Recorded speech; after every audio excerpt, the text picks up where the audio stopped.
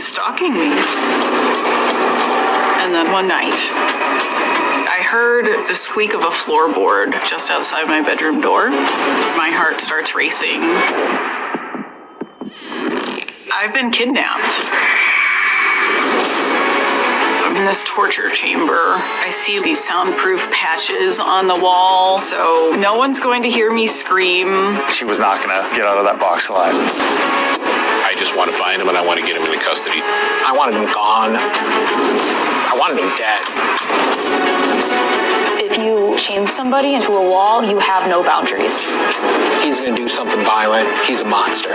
This becomes a fight for my life. Now Samantha's sharing how she escaped that soundproof bunker and lived to tell her story, and she is here now to tell us all about it. Samantha, thanks so much for being here. First of all, I'm so sorry that you had to deal with this, and I cannot imagine what you have endured and what it has taken for you to get to this point. Yeah, thank you. It's definitely been an ordeal, several years. Aside from the stalking, the legal process was extensive, so. How does it feel to be speaking out and sharing your story now after all this time?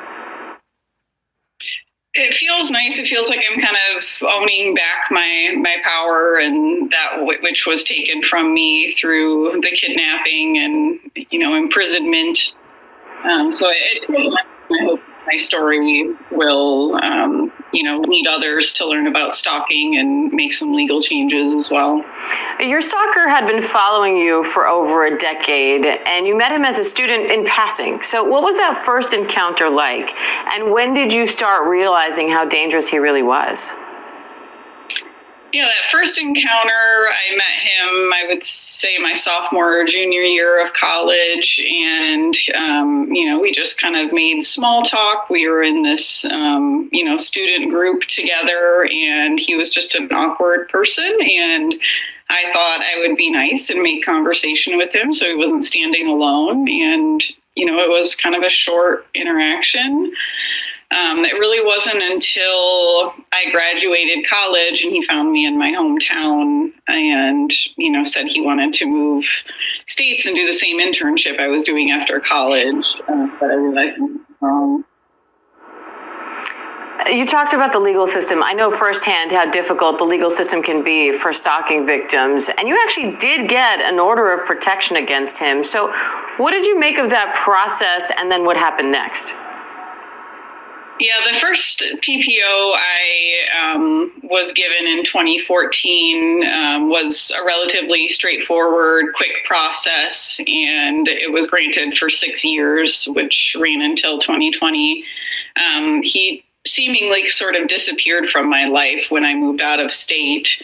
Little did I know he was surveilling me in other ways. And when I moved back to my hometown area in northern Michigan, I began seeing him again.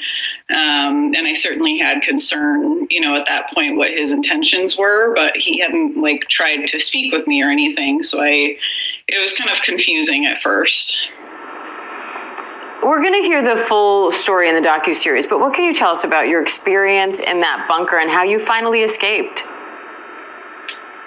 It's every person's worst nightmare. It's something you watch in a scripted film for entertainment. I knew that, being locked in this tiny room he had made for me, that I likely had a low chance of survival. It was frightening with him there, but it was also potentially more frightening with him gone and being locked in this silent, dark room with no one knowing where I was.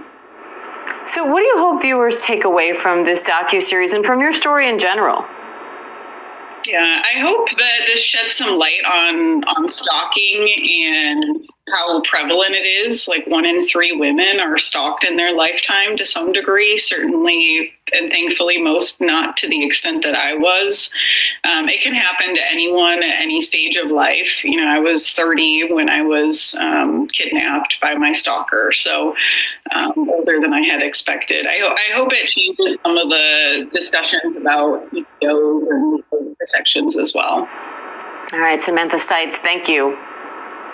You're welcome. Thanks for having me.